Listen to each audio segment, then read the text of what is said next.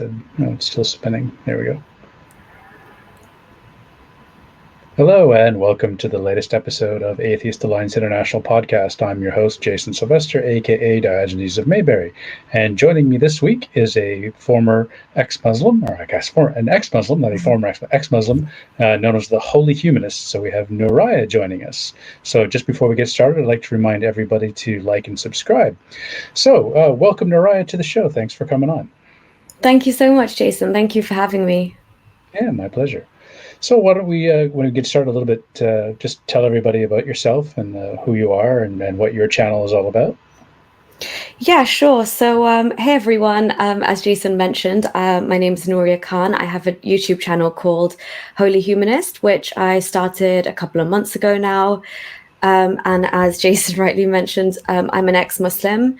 So the purpose of my channel and to kind of speak out is just to obviously share my experience and the things that I've, kind of found out when I delved into religion, when I seriously looked into it, and to kind of highlight those issues and just reach out to as many women as possible and say, this is the reality of what is in our scriptures and your status as a human being in Islam. So I've just started my activism recently in English, and I've just kind of branched out to starting a channel in Urdu as well.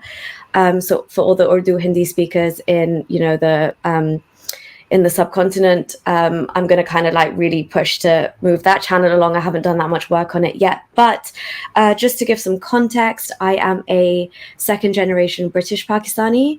So I was born and brought up in the UK till I was about 9. And then I spent a large portion of my life in the Middle East. So most of my teenage years and most of my schooling was done in Saudi Arabia and Dubai. And it was only after kind of coming back to the UK, this is years after university, where I went through something and it kind of forced me to look into the scriptures more and delve into religion.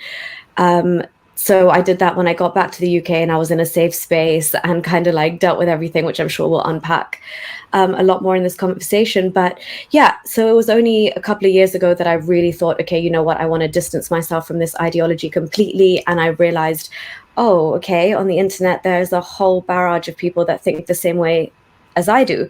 Whereas beforehand, kind of I had no idea that, people could even leave Islam, or there was a term such as ex-Muslim, or if I even wanted to use it. But just to have kind of these open spaces, Twitter was really, really helpful for me. And I started kind of seeing this community and then reaching out to like-minded people and thought, you know what, this is insane work that they're doing, trying to dismantle this ideology and kind of bring it to the forefront and put the spotlight on it. And it's not hard to do in this day and age with the internet at our fingertips. So yeah, that's just kind of a weird back and forth background, but that's just to give you some context. Sure. Okay. Well, I apologize. I pronounced your name Nuriah. It's Nuriah. So, yeah, that's right? Okay. You're definitely not the first. Sorry. Yeah. Okay. Well, normally, before we get started on these, I always ask people to get their pronunciation right. So I apologize that I missed that with you. So okay. So no when you were in Saudi and Dubai, were you a practicing Muslim then?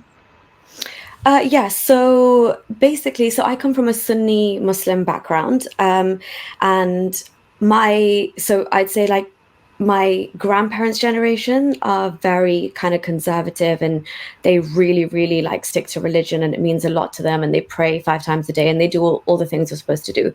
And then my parents are slightly more liberal in that sense, because I guess they kind of grew up in England, and they went to co-ed schools and that whole thing. So, and then they lived an expat life, and they gave us that kind of life. So I was always practicing in the sense that I believed Islam to be true with all my heart when I was living my entire time in the Middle East. Actually, when I was living in Saudi Arabia and Dubai, I was still quite young, and I was growing up as a teenager there. And before I'd actually gone to Saudi Arabia, when I was 9, I was wearing the hijab in the UK already, and I was going to mosque classes every day after school. So that religion kind of in the formative years, the importance of religion had already seeped in, and I fully believed it. I wasn't I never questioned it. And even at 9, to be wearing a hijab when most people around me weren't, and they were actually asking me if I was sure that I really wanted to do this. And I just thought, they're a bit crazy. Do they not want to go to heaven because this is what we're supposed to do? So ironically, moving to Saudi Arabia, because religion, I lived in a city in Jeddah, which is really only about 45 minutes away from Mecca, if there's no traffic. So you're so close to the holy city, and you can go there and you can do like, the mini Hajj, so the mini pilgrimage, pretty much whenever you want. If you do it during the month of Ramadan, you get double the reward anyway, according to Islam. So the fact that like I had the opportunity to have that so close to home and be doing that kind of like what people dream about, going to do this like once in their lifetime, having saved up all their money. I thought we were extremely blessed by God to have been located so close to the holy city. But because religion is so predominant in your life, like you hear the call to prayer 5 times a day, you have to wear an abaya, women and men are kind of segregated anyway, you get all the Islamic holidays, the timings during Ramadan flip in both the UAE and Saudi. So religion was so like part and parcel of my like general life that I didn't feel the need to kind of like profess it all the time. Or so I was becoming more and more liberal in Saudi because I went to such an international school and I met people from all around the world. Like I heard about religions that I'd never heard of before. These communities in Lebanon, these mountainous communities who like have a mixture of Islamic and Christian beliefs. I'd never heard of like these kind of different offshoots. And then I saw how even within my own school, my Shia friends would really play down the fact that they were Shia because we were living in Saudi Arabia, which doesn't look upon Shias too well. So I was seeing these little things, and it was kind of making me believe more that religion is such a personal thing between me and my God. So I was never of the conviction that if I do, if I make friends with a Christian or something, that I'm going to burn in hell forever. I didn't think that the God I believed in was capable of that. I thought he was a lot more merciful. But the word in the Quran, that the word associated with God many times as well, is the most gracious and most merciful. So I think I'd kind of like hang on to that angle more. So I would pray, like I wouldn't pray 5 times a day, but I would pray like the prayer on Friday, Jummah, which is considered a bit more important than the regular ones. And I'd fast, and, I believed it wholeheartedly. I had read the Quran already by then, twice in Arabic. And then I tried to read it a bit in English. But so I'd pretty much say I was internally like a liberal Muslim, but the conviction for Islam and Allah and the message being true was always there. And the closeness to Saudi Arabia and living in a Muslim country at that time, it really kind of like, it contributed to my experience, confirming and believing fully that I am a part of this. This is my religion. This is the best and only true religion. Okay, and you said you were wearing the hijab by 9, but in my understanding, it's not required until a girl hits puberty. Is that correct? So yeah, theoretically, yes, but there's a lot of references in the Islamic scripture to like the turning point in a girl and a man, and a girl and a boy's life, and a girl, especially because if you look at one of the stories of the Hadith and the Prophet's life, he actually married Aisha, his youngest wife, at 6 years old and consummated the marriage at 9. So by 9, even back then, they thought that was the age of puberty, and when you should start to pray, you should start to fast, and therefore you should start to cover up your body and adorn the hijab. So when I did that at 9 as well, even according to the mosque classes I was going in and my own Islamic teacher, there was never any pushback. There was never it's not yet. It's actually once you've properly hit puberty and you started to menstruate and you've gone through that and your body's changed. There was none of that. It was like 9 years old. Yeah, that's a good time. The only pushback, like I said, was actually from my family, who were genuinely more concerned because, as I said, I was going to school in England, growing up here. I was really sporty as well. So I'd like to play football. I was quite athletic, and obviously the hijab, there's like some health and safety issues with that as well. So I think that's kind of more where my like parental concern was coming from. But nobody, according to Islamic scripture, would ever turn away a 9-year-old from wearing hijab. In Muslim countries, we see girls as young as 4 years old having the whole hijab put on them. And that's like literally in Pakistan, you see celebrities who post pictures of their like almost newborn and 1-year-old, children, like in the early stages. And you'll still see comments saying, if they're wearing a dress with like, those frilly socks that babies wear, you'll see comments of people saying, astaghfirullah, why don't you cover her up from now? It's a good way to, ensure that she's pious for the rest of her life. And they start putting these prescriptions and this hypersexualization of girls from As such a young infants. age. Yeah, Yeah. literally. And it's all sanctioned because there's no actual, like, their concept of puberty and how we understand it today is just is just not applied in the same way. So a 9-year-old wearing a hijab is absolutely fine. In fact, like 9 is a specific number in Islam where things change. Right. And so there was nobody pressured you to do it. Like you said, your family was concerned, so they didn't force you to do it. This was your own personal choice. Yeah, because I was going to the classes and I was like learning the Quran and learning, what the Islamic like prescriptions are and how to be a good Muslim girl at the time. This was all part and parcel of it. So I thought if this is God's command, then yeah, why not? Like I was actually shocked, as I said, why other people weren't doing it. Okay. And you mentioned Pakistan. So I actually worked in Pakistan in 2018, and I was actually shocked there that the openness that there were some women that weren't wearing it at all. There were some women that were wearing the hijab, and there were some women that were wearing the full face covering. So Pakistan seemed to be much more tolerant of choice there from what I observed. That there were, even on the billboards, like there's women on billboards with makeup and no hijab at all. So it seems to be much more of a choice that is it's provided there. Where in Saudi, like the women don't have a choice at all. So what was Yeah. your experience? Yeah, no, completely.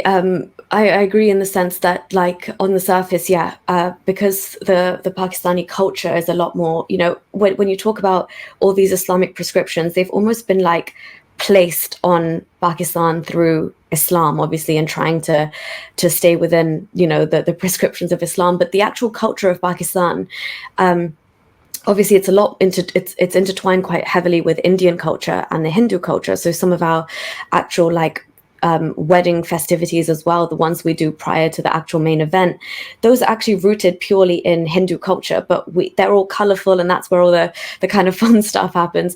And we still carry that on. So there is a huge clash in Pakistan almost, because you have all these Islamic prescriptions and that's what you're meant to be, and you're meant to be covering up and you're meant to be more subdued in society. But according to Pakistani culture, like the Pakistani fashion and our music and the artists who choose to express themselves, and just this whole idea of like beauty parlors and all of like it's trying to have that modern push. So girls there are like women and girls everywhere else, that they like to dress up, they like to express themselves, they like to wear the latest fashion. And it's obviously not as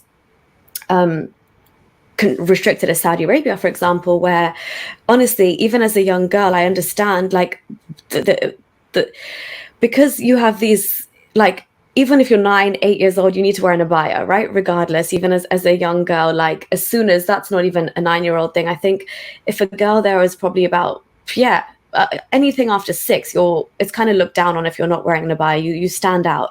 So even going around shopping malls at like the young age of like 10, 11, if this much of your ankle shows from an abaya, you'll start getting men who follow you around these malls, and there's no women around, like there's no women to be seen. You have to rely on another man and a security guard in a shop to try and get like some safety or say that you're being followed. And again, the only person driving you back to your house is a man, because women can't drive. And you just don't see women in like the landscape of the horizon of society in general. You don't see these posters, you don't see women in ads. If you do, they're just the fully covered subservient housewife type that the image that Islam portrays. But again, even with Pakistan, like it looks all well and good on the surface, and that there are less restrictions for women and there's slightly more freedom and they're trying to express their culture. But if you look at a lot of like the media and the things on TV and the dramas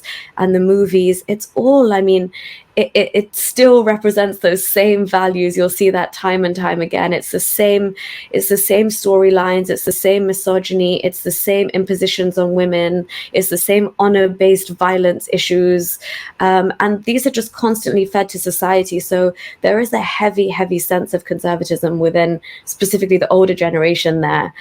So I think there is always that clash. But yeah, definitely it's nothing like Saudi Arabia, where you barely see women. They're almost erased from society itself. Right. And my But friends can that I just ask you as well? Sorry, Jason, because I know you worked in Pakistan. That was really interesting for me to hear. So, just a quick rundown, if you can, of your experience there and how it was. Because I Sure. mean, obviously, you're an atheist. You're a free thinker, and then you go to a country which is, I mean, it's the Islamic Republic, and obviously, you even if you're not out there speaking your mind, 24/7, just like a general climate, did you feel this kind of sense of suffocation and hushedness, or were you No, not okay? really. No, I didn't feel threatened at all anytime I was there. I really enjoyed the food.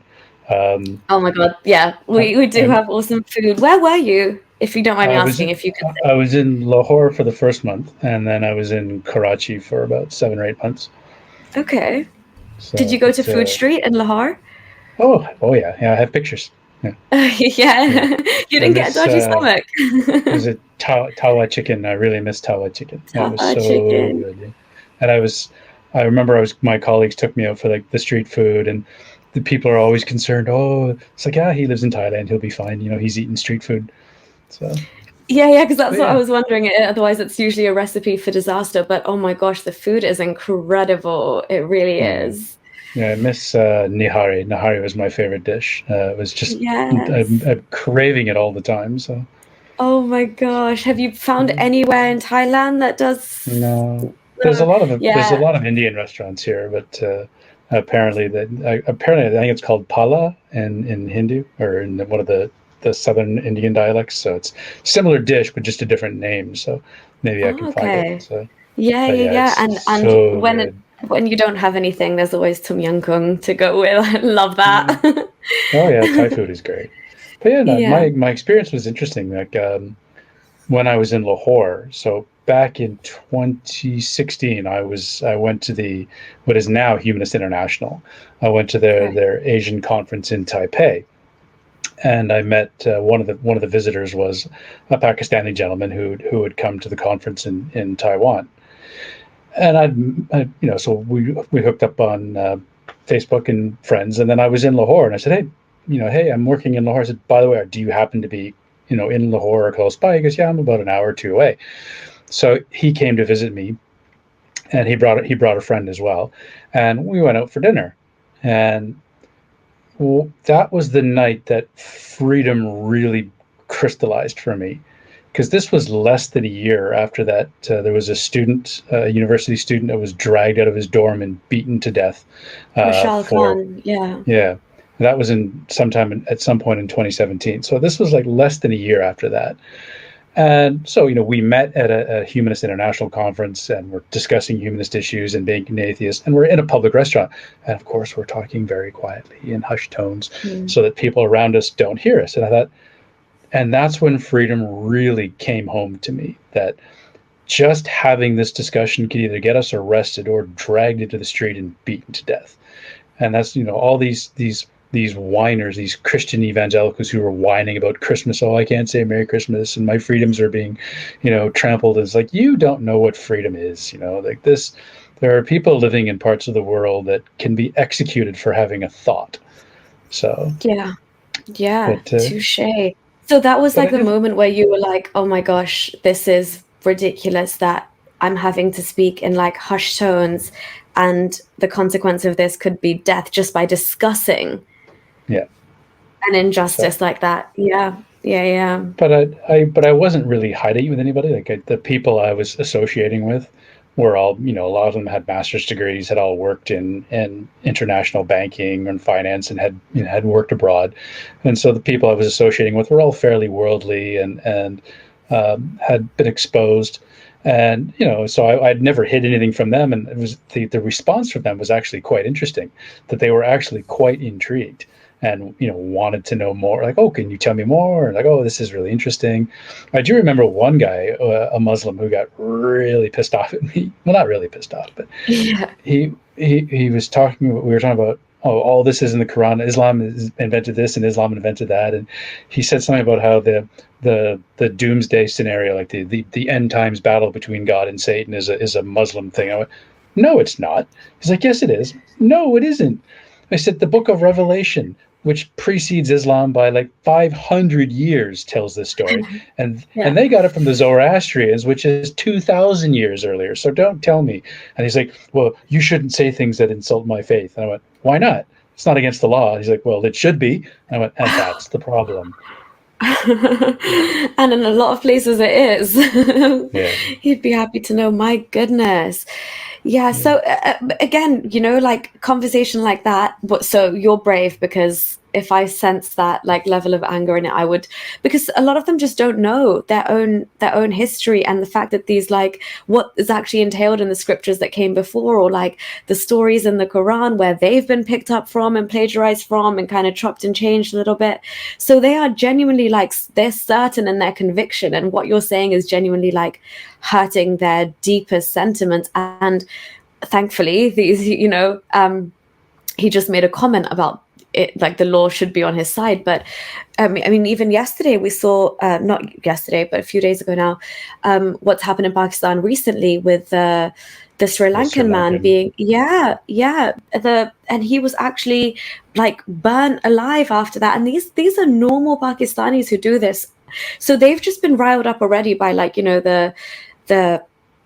the right-wing Islamic Party that's operating in Pakistan, which was just recently prescribed. It was proscribed by the government, and they just kind of like made them an ally again and struck a deal with them. But it just takes a few people who just think a bit differently and feel like their feelings have been hurt that extra bit more to cause absolute havoc, and they fully believe it's justified. And the people who carry it out are hailed as, heroes. Like, there was a man taking a selfie with the burning body. That is how deranged the mentality of these people are now. And I strongly believe, obviously, in countries like this where, the blasphemy law is at play, it is a combination of so many things, but particularly a lack of education, ignorance, and poverty. These three things just breed an extremist mindset. And then you've got verses like these, the TLP, the party that's, directly responsible for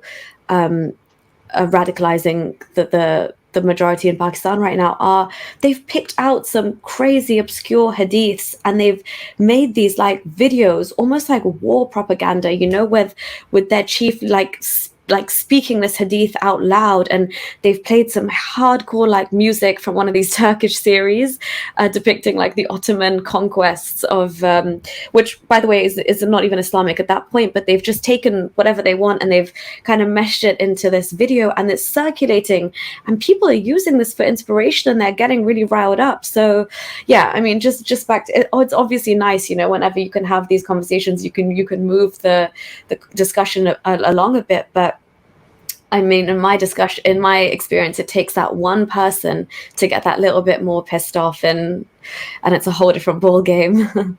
Yeah. Well, one of my friends, when I was there, was telling me that Pakistan used to be quite a tolerant place. It was only in the 80s with al-Haq that he started weaponizing Islam as a way to legitimize his regime, and that's when Pakistan really started radicalizing. That prior to that, it was actually quite cosmopolitan.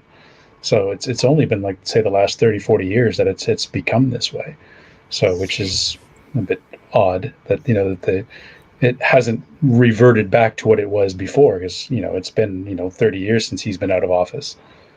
Yeah, well, as you said, right? I mean, because when Zia al-Haq came, and then these hudud, like the most strictest Islamic punishments, came back into law and were canonized, the problem is now that, like, the separation of like politics and state and religion has become so difficult, and you've got so many of these fundamentalists who are actually in government themselves. You've got them sitting at the top of the judiciary. So these people are literally a judge, which is meant to be an impartial judge working for, the public good in a sense, because these are literally these are public interest cases where the whole country is looking to see how these, like in the Mashal Khan incident, how these perpetrators are how they're tried and how they're punished according to the law. And when you see judges at the highest levels sympathizing and giving them bail and letting them off, and actually the people waiting outside the courtroom are ready with like garlands of flowers and throwing him a party, like, you just see how skewed the problem is and how like deep rooted it is. But yeah, I don't know. Pakistan is it's just. But it was the like it's going. judiciary that finally acquitted Asia Bibi, right? They're the ones who decided that she didn't let her go, and then all the hatred that incited in the protests. So. Yeah, exactly. And again, there was so much of it is down to like international pressure as well. That's when they really, have to do something. And she was obviously granted asylum by a number of countries. She was offered asylum anyway. But again, like it's so. I mean, this happens. There's Asia Bibi cases every single day. They just don't make it to the mainstream. And again, it's it's starting from similar shady circumstances, where it could be like a tiny personal vendetta. It could be that you didn't like something that your neighbor did. And not everybody is as lucky as Asia Bibi. And the lawyers that fight for these people also are faced with like, they are taking on the entire country when they choose to defend these women from minorities or anybody from a minority that's been charged with blasphemy. But yeah, it's wasn't the governor of Lahore executed by his own bodyguard for defending someone in a blasphemy case?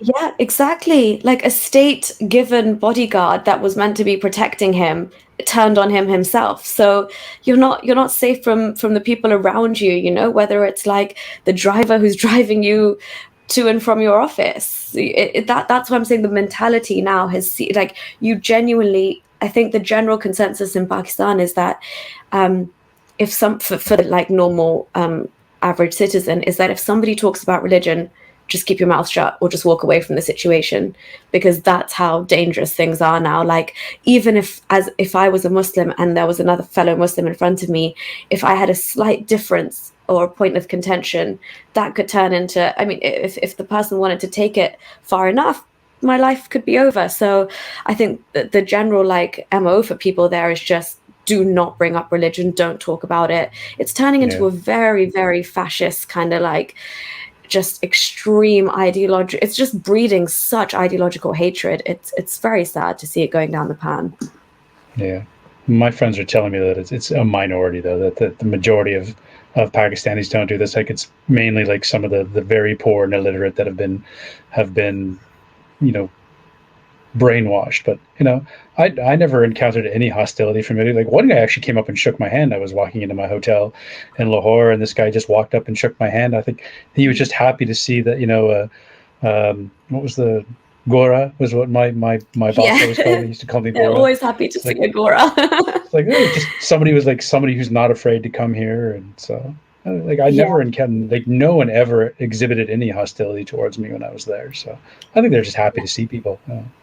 Yeah, no, for sure. Like tourism to see Goras, they absolutely love it. And like even Imran Khan kind of weaponizes that, because whenever there is like, a vlogger or an influencer from a Western background and they come and see the nice parts of Pakistan and they take a video and they say, I haven't been asked to pay for anything, everyone here is so sweet. He really pushes that propaganda. It's like, look, our country is so good and it's so safe for tourists and Goras come here. But yeah, you're right. But for the average Pakistani woman, that country is not safe at all. Like, and again, you're saying like, yeah, women are freer. There's posters, there's things like that. Society is, even where I had my house in Lahore, girls are wearing jeans and tops. It's like you could be in London or something. They weren't even wearing the traditional dress. But having said that, 2 alleys down, a woman in full clad like burqa would still be sexually harassed or touched up by somebody on a motorbike or a rickshaw driver or whatever the situation is. Like women face this every single day in Pakistan. So, but you're right. The majority of like people in Pakistan just want to live a good life. They just want to be able to go to work, live a fulfilled life, have food on the table, provide for their family, have access to good education. But this spread of like this lack of separation and this rhetoric by Imran Khan, like this, reviving the state of Medina and trying to be the kind of savior of like the Muslim ummah in the Muslim world, and trying to partner up with Turkey and kind of rewrite history and show this proper Islamic like initiation of how Pakistan came about and Muslim conquest and the life of the Prophet. He really has like added fuel to the fire that, you know, this cancer of Islam that is spreading through Pakistan. He has definitely not done it any favors to kind of say, right, this is a separate issue and we're going to treat this separately. And I mean, a lot of people had high hopes. I had really high hopes for him. Maybe it was just naive, but thinking he had spent time in the West. He had, he'd been educated at Oxford. He kept talking about this new Pakistan that, a new Pakistan that the youth would grow up in. But I think he's shattered a lot of people's hopes, because he's just U-turned at so many levels. And now he's gotten into bed with the TLP, which is the Islamic Fascist Party of Pakistan. And then we saw the incident that we just discussed. And it's just sad, because it's so abhorrent and it like literally shakes you to the core, but it's not surprising. Which is the saddest thing. It's just not surprising. They've just fostered this hostile environment. And most people, even when I read Twitter, like the average Pakistani is like, if only I could get out of here. This place is just, we've had things like the Women's March. We've had even like protests, that My Body, My Choice. The backlash that women got for saying a simple phrase as my body, my choice. Don't touch me without my permission. Don't harass me. Don't impose these gender roles on me. All of that's deemed un-Islamic. And these are basic human rights we're talking about. So in a country like this, the problems are at such a grassroots level. Sorry, I just find it so toxic to talk about that country sometimes. I'm like, where do we begin? Well, it's kind of a weird dichotomy that, you have this culture where women are supposed to be covered up because they're supposed to be chaste and pure, and yet there's all this sexual harassment going on. It's a weird sort of balance. So yeah, I remember exactly. Again, it's just the restrictions, right? The repressiveness as well does not help. Yeah, sorry, you were saying? Remember the gym that I went to had a pool, and because like swimming is like my one cardio workout. And I remember they had segregated times for men and women in the pool. And I'm thinking, well, how about you just join the 21st century and just learn how to coexist, Yeah, exactly. And sometimes this again is purely from a woman's perspective, because I mean, for me, I actually enjoyed that. When I was growing up in the Middle East, I was like, oh, this is so nice. There's like, when I'd go to a spa, like the sauna and steam room, it's just women's only. But I only enjoyed that because I'm like, oh, I can just relax here and not worry about, if there's like a creepy man in here, or, if I like just knowing that I could chill out in peace because of the low expectations of the men that would be allowed in. But now I'm in the UK, I go to the gym all the time and it's absolutely fine. And you just think to yourself, oh my gosh, is that just because you're so conditioned to think that these men are just going to behave in a certain way because that's what you've seen? And then you come here and you realize it's all fine. Everyone is just getting on with their swimming, their jacuzzi, their sauna, whatever it is. There's women in bikinis, there's women in burkinis, there's men in shorts, there's men in Speedos.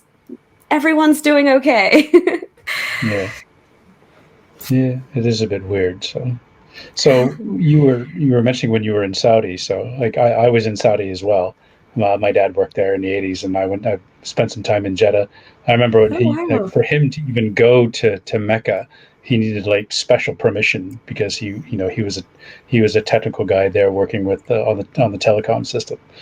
And he needed like special permission as a non-Muslim to even get there. So yeah, we have a bridge. So like when you go, it's like the road. I'm sure your dad would have seen it, but it's like non-Muslims that way and Muslims that way towards Mecca. That the road actually like separates. Yeah. So how many times did you get there to Mecca when you lived there? I went a good number of times. Like I couldn't even remember because it was that many. We used to go quite often. So we have Hajj, which is the pilgrimage that you're meant to do once in your lifetime. It's like one of the pillars of Islam, which happens in Mecca and Medina, and you go to a few other places. But the smaller version of that is called Umrah, which you can do pretty much any time. So we did that loads. And I remember, as I was saying, if you do Umrah in the holy month of Ramadan, it's equivalent to the reward of doing Hajj. So as a young child, I was like, this is brilliant. Does this mean I don't have to do Hajj in my life, because this is the equivalent, and so many people around the world apply for visas and all of this just to get to Mecca during Ramadan. And for me, I was like, I can literally like wear fresh pajamas, put an abaya, go do Umrah and come home. Like this is absolutely brilliant. So yeah, I went a good number of times, and I went with my grandparents as well when they came over, and for them it was more of a big deal because they don't live in Saudi Arabia. And I remember seeing like my granddad's reaction when he laid his eyes on the Kaaba for like after so long, and he started tearing up, and I was like, oh, am I supposed to cry as well? Because I'm meant to be feeling this like insane sense of like, I don't know, spiritual union or connection to my God, but I wasn't able to cry in the same way he was. But as a child, I was watching him and trying to like absorb his awe and make it my own. Yeah. But yeah, so, and there's also because we lived in Saudi Arabia, you could go to like, according to them, what the Islamic story is, but it's called ziyarat, where you go and you see the places that the Prophet has like historical references to. So they took us to the Hira cave, where he apparently was meditating in when the angel Gabriel came to him, and where the spiders kind of made a web, and that saved him from the Kafir of Mecca, the non-believers of Mecca who were looking to track him down. So I went to all of these places, and obviously this was, at the time I thought, you know, Saudi is just the holy land. So I have really, really kind of like strong memories of all of these places in Saudi Arabia. And then when I looked into Islam, I was kind of just like, oh my God, there's so many questions about so many things. Even like when you are in Mecca and you're seeing, like, one part of it is to kind of throw rocks at pillars, which represent Satan. And, you know, talking about sexual harassment as well, like walking around the Kaaba in Mecca, you're a young girl and you're like, this is the holiest place, but you're hearing about people's shoes being stolen outside.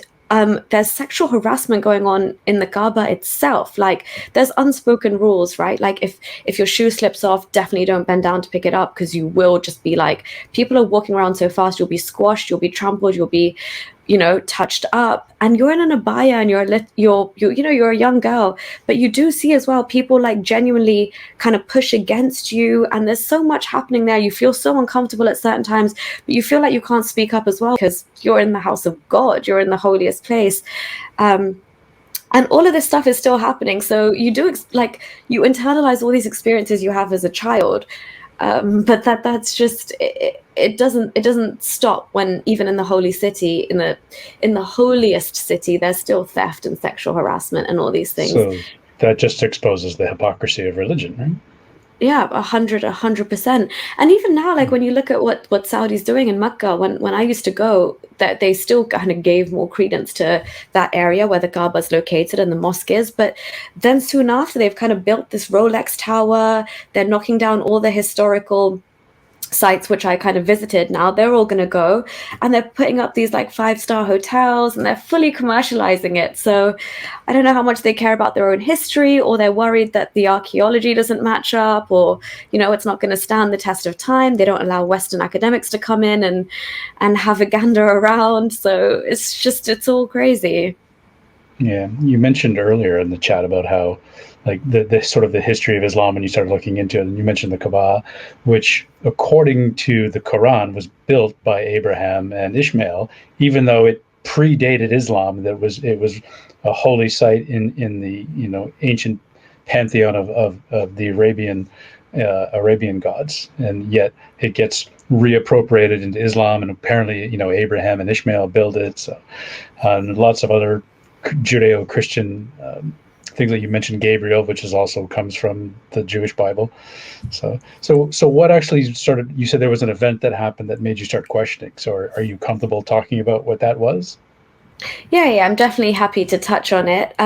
So yeah, basically, when I lived in Dubai after I finished uni, and I kind of went back to live in the UAE as an adult, still like a fully believing Muslim, I got married, and it kind of fell apart really fast. There was like There was just like emotional abuse and financial abuse and like some underlying personality disorders, which I honestly had no clue about. I wasn't even educated about. So it was only like in a moment of being absolutely stumped that I Googled like, what was said to me, and then I just saw articles and articles on like what this behavior is and what it does to you, and like the fact that I'm not crazy, that I didn't hear this one way, like my mind is, I'm not losing my sanity basically, because they make you really kind of question your own reality.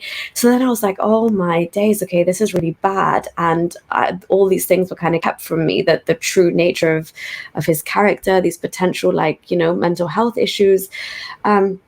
So when I tried to, go about the UAE legal system and a normal way of kind of getting a divorce, essentially it kind of turned messy because he refused to give me the divorce. But that's what was the catalyst to make me look into all of this and effectively like change the course of my life. Because in the process of me trying to attain a divorce or even just open up a divorce from the courts itself, you have to go through like these like levels of family counseling, which is really Islamic heavy as well. They keep asking you about how close you are to God and how many times a day you pray, and if you and your partner are pious. And I'm trying to tell them that like it's a very like abusive relationship. I fear for my life, which was why I've moved back to my father's house. But they keep encouraging you to meet up and go for coffee, and I was like, I genuinely like don't want to, and I don't feel safe.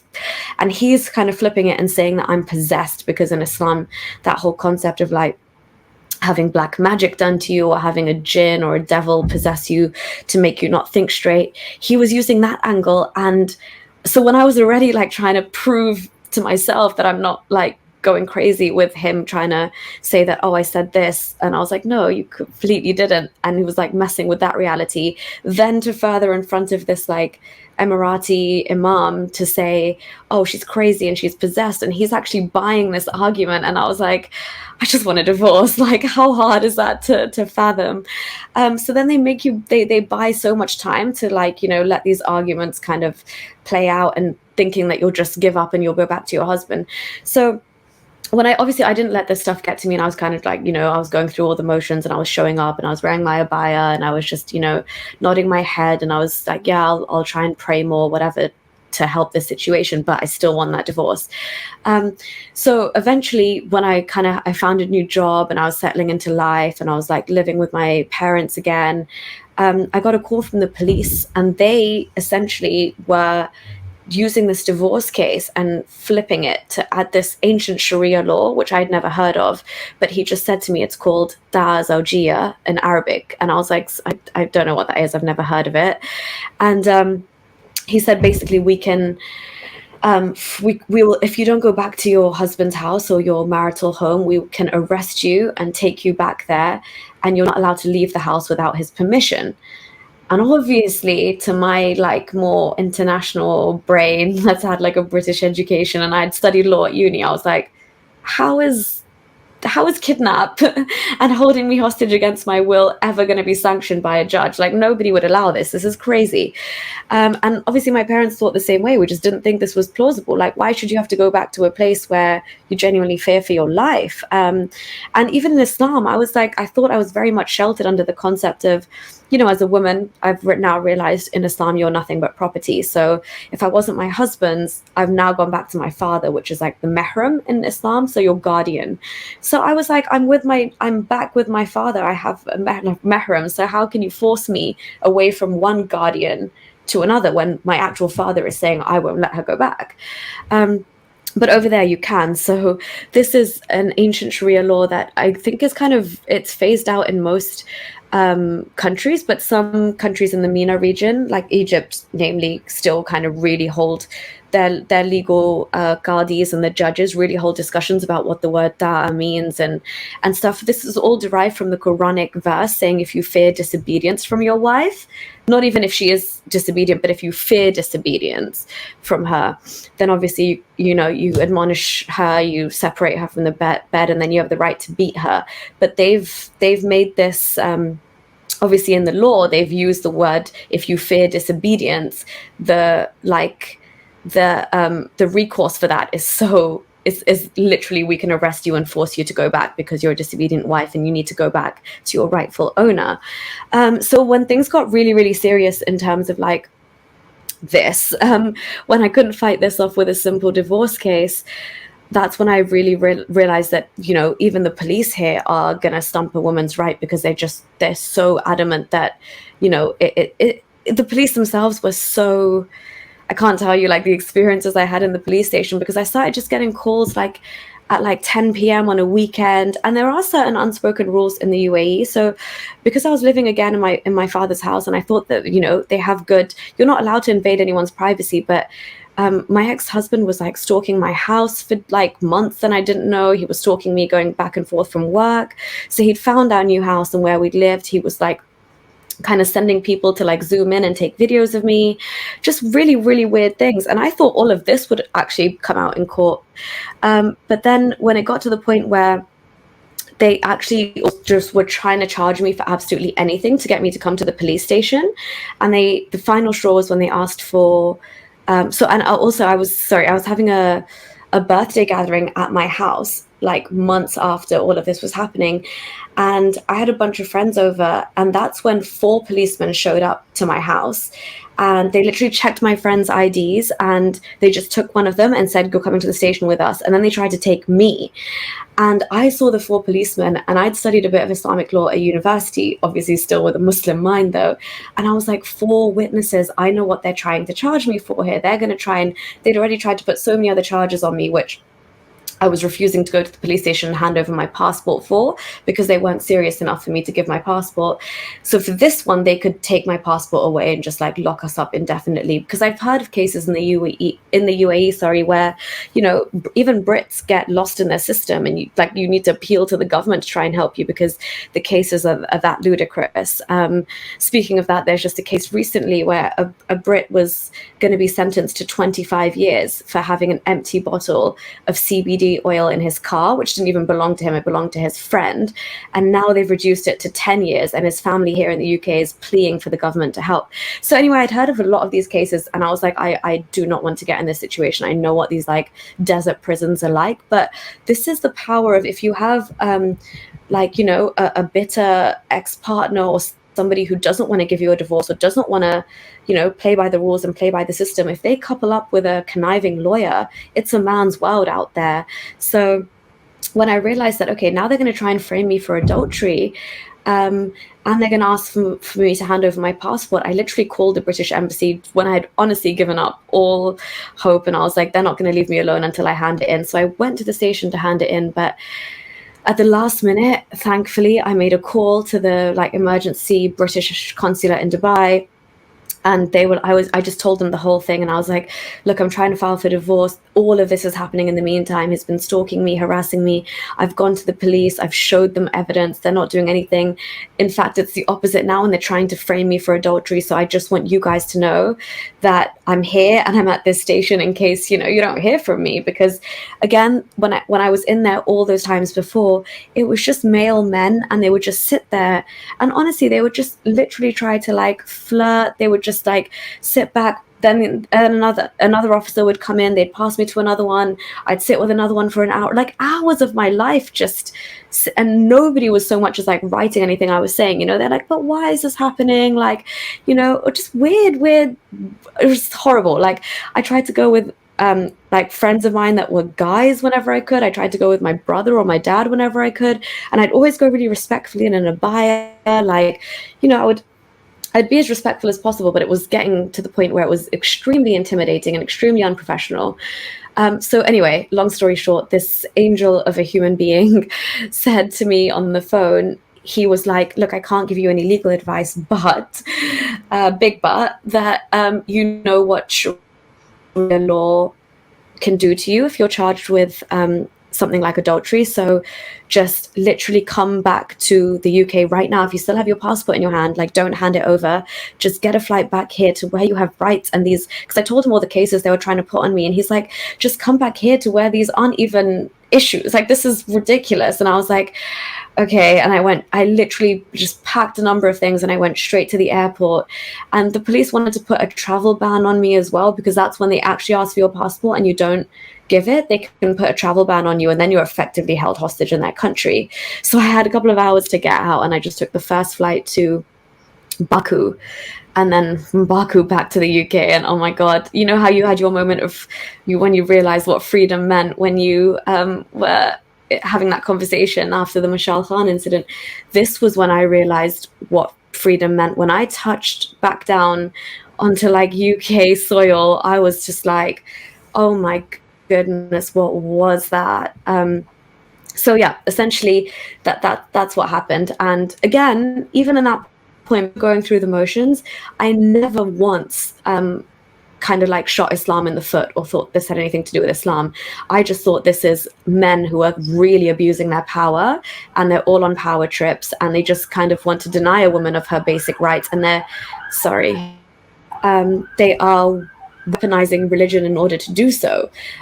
So obviously when I came back, I was really, really distraught. It took me a couple of months to really like sit down and get to grips with what had happened. I was so traumatized with like police sirens that even in England, I thought the police like here were coming to get me. So I had to go to like therapy for PTSD, which really helped, because after that, then I was like, right, now I'm in England and people, when I tell them like my life story or whatever, they're clearly going to blame Islam for this. And because I'm still a Muslim, I need to find a way to convince myself so I can convince them that this is not what Islam mandates for women. This is just men doing, just acting in the nastiest way possible.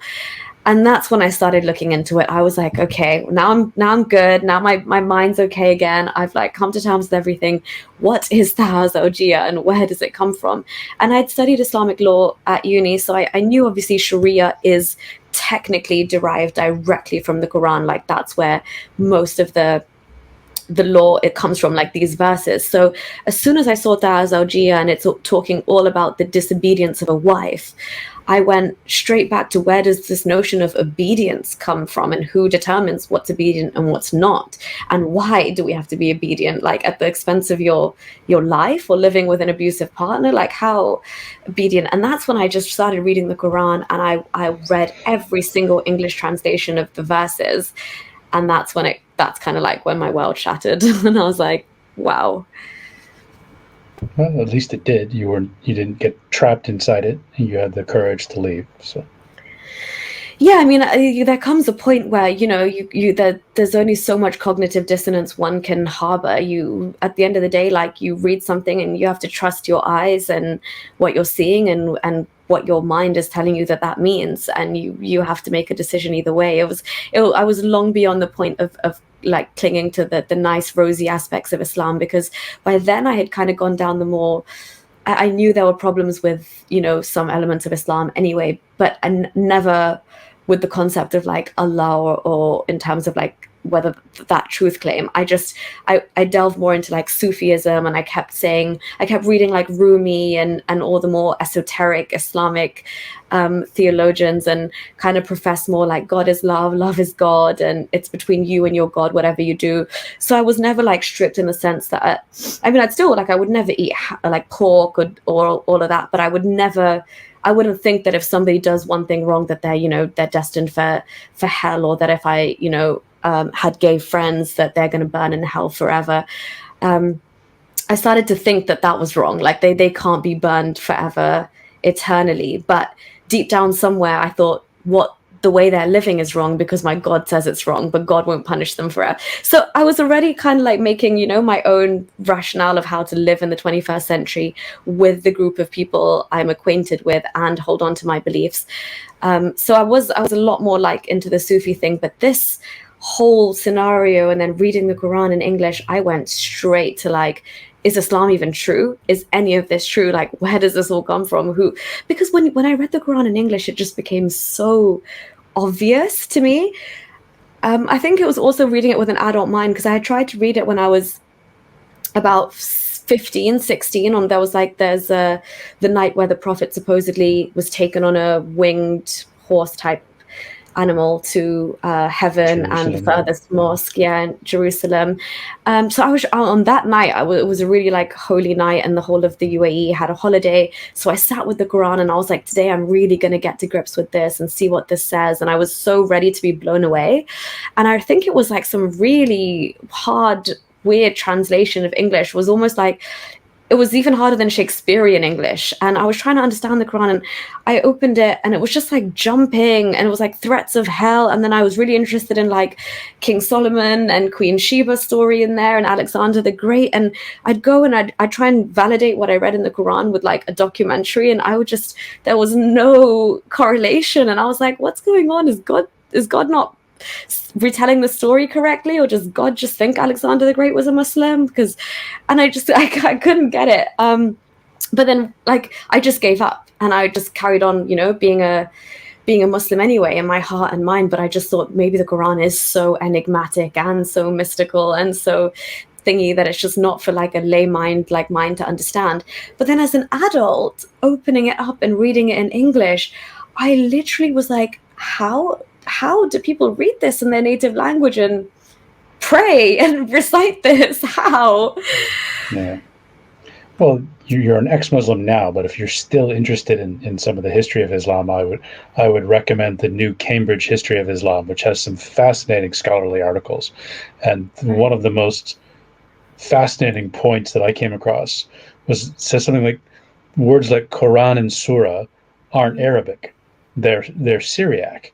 And it says, unlocking the Syriac Christian links to Islam helps to unlock so much of what Islam is. Yeah, I know, because I think I read that as well the other day. Quran comes from Quran or something, which is like recitation or to recite. But this is, honestly, Jason, as good as you might, this is what fascinates me so much. And I think this really helped me to break down like the mainstream narrative that we have of Islam and like the bubble that they're kept in.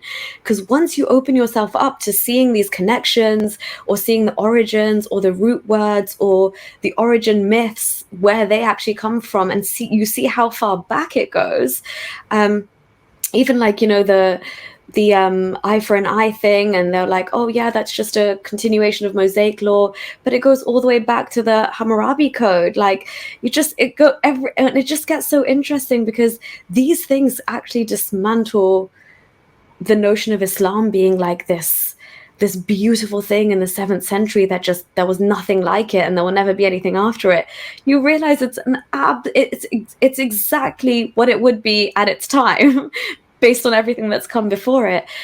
So I'm really, really interested. I'll definitely check that out, because I think a lot of the videos I intend to make as well have a lot, because I'm naturally just more inclined towards history.